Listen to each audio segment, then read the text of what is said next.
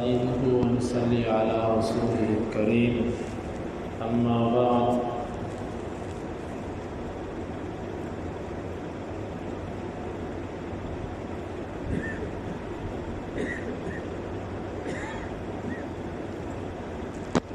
انسان جب اس سے کوئی خیر چھوٹتی ہے، کوئی چیز جسے یہ اپنے حق میں بہتر سمجھتا ہے، جب وہ چیز اس سے چھوٹتی ہے تو یہ پریشان ہوتا ہے۔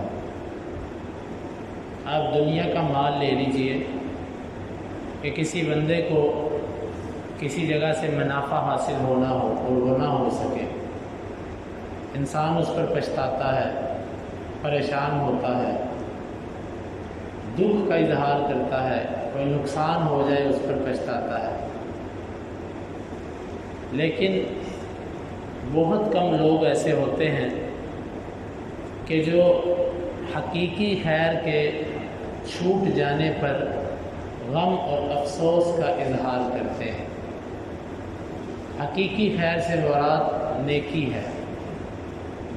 نیکی کا چھوٹ جانا انسان کے لیے یقیناً ایک ندامت، شرمندگی اور رونے کا مقام ہے، لیکن اس موقع پر بہت کم لوگ ایسے ہوتے ہیں کہ جن کو یہ دکھ ہوتا ہے کہ آج میرے سے یہ نیکی چھوٹ گئی۔ معروف امام ہیں ابو اسحاق السبیعی، ان کے بارے میں آتا ہے کہ ایک دن رو رہے تھے، کسی نے کہا کہ ماں یبکیک، آپ کو کیا چیز رلا رہی ہے، کیا ہو گیا جو آپ رو رہے ہیں؟ ساری زندگی دین کا کام کیا، حدیث پڑھائی، خدمت کی، اب آپ کیوں رو رہے ہیں آخر عمر میں؟ کہنے لگے کہ ذہبت قوتی وذہبت صلاتی، میری جسم کی جو طاقت ہے وہ ختم ہوتی جا رہی ہے، اور اس کی وجہ سے میری رات کی نماز چھوٹی ہوتی جا رہی ہے۔ اب میرے جسم کی حالت یہ بن چکی ہے کہ رات کے وقت میں سورہ بقرہ اور آل عمران سے زیادہ قیام میں تلاوت نہیں کر سکتا۔ سورہ بقرہ اور آل عمران یہ دو صورتیں ملائی جائیں تو اس کا مطلب ہے تقریباً 4.5 پارے، تقریباً 4.5 پارے۔ تو یہ وہ کہہ رہے ہیں کہ میرے جسم کی قوت ختم ہوتی جا رہی ہے۔ کیوں؟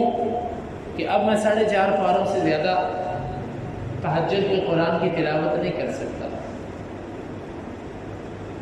بھائیو، کیا ہم بھی کبھی کسی نیکی کے چھوڑنے پر یا کسی نیکی کی توفیق ختم ہو جانے پر، مثلاً پہلے ہمیں کبھی توفیق ملتی تھی کسی نیکی کرنے کی، اشراق تک مسجد میں بیٹھنے کی، قرآن کی تلاوت کرنے کی، اب اگر وہ توفیق نہیں مل رہی تو کیا ہم نے کبھی اس پر رب کے سامنے اپنی پریشانی کا اظہار کیا؟ یہ نیکیوں کی توفیق بھی اللہ تعالیٰ تب دیتا ہے جب وہ کسی سے راضی ہوتا ہے۔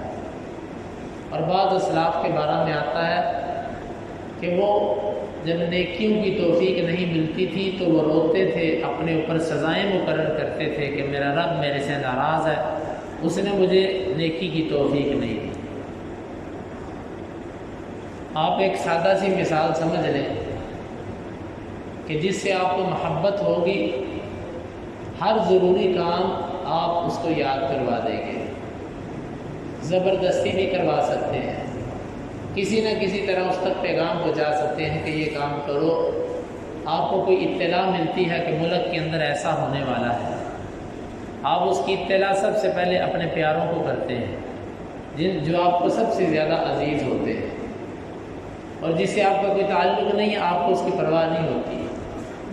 بھائیو، اللہ تعالیٰ نیکیوں کی توفیق انہی لوگوں کو عطا کرتا ہے جو اللہ کے قریبی ہوتے ہیں، اللہ کا ساتھ چاہتے ہیں، دل کے صاف ہوتے ہیں، ان کی نظریں آخرت پر بھی ہوتی ہیں۔ اور جن لوگوں کے دلوں میں یہ جذبات نہیں ہوتے، اللہ تعالیٰ ایسوں کی پرواہ بھی نہیں کرتا۔ اللہ تعالیٰ کو کوئی ضرورت نہیں کہ ایسے لوگوں کو وہ نیکیوں کی طرف لے کر آئے۔ تو بھائیو، دوستو، ہم جس دور سے گزر رہے ہیں، اب جو حالات چل رہے ہیں، یقین مانے سب کچھ مل رہا ہے لیکن ہم سے ایمان اور اعمال چھنتے جا رہے ہیں۔ اس کی توفیق سلب ہوتی جا رہی ہے۔ گھروں میں، مسجدوں میں قرآن سے تعلق کمزور، مساجد میں بیٹھنے کے سلسلے ختم، اور ذکر اذکار، اور آپ دیکھیں چند سال پہلے کتنے جلسے ہوا کرتے تھے۔ ایک مسجد کے اندر، ایک علاقے کے اندر کوئی عالم دین آتا تو تمام لوگ جوک در جوک، ہر مسجد کے اندر اعلان بھی ہوتا، لوگ ٹولیاں بنا کر شوق سے وہاں پر جاتے۔ اب مسجدیں خالی ہیں، آپ پروگرام رکھ کے دیکھ لیجئے۔ ہاں، وہ لوگ کہ جن کی ایک شہرت ہے خاص قسم کی، لوگ ان کی شہرت کی خاطر آئیں گے، اصلاح کی خاطر نہیں آئیں گے، شخصیات کے پیچھے چل کے آئیں گے لیکن باتیں سننے کے لیے نہیں آئیں گے۔ ختم ہوتا جا رہا ہے سلسلہ۔ اغتنم خمسا قبل خمس، 5 چیزوں کو 5 چیزوں سے پہلے غنیمت جان لو۔ ان میں سے یہی ہے کہ انسان اپنی زندگی کو موت سے پہلے غنیمت جانے۔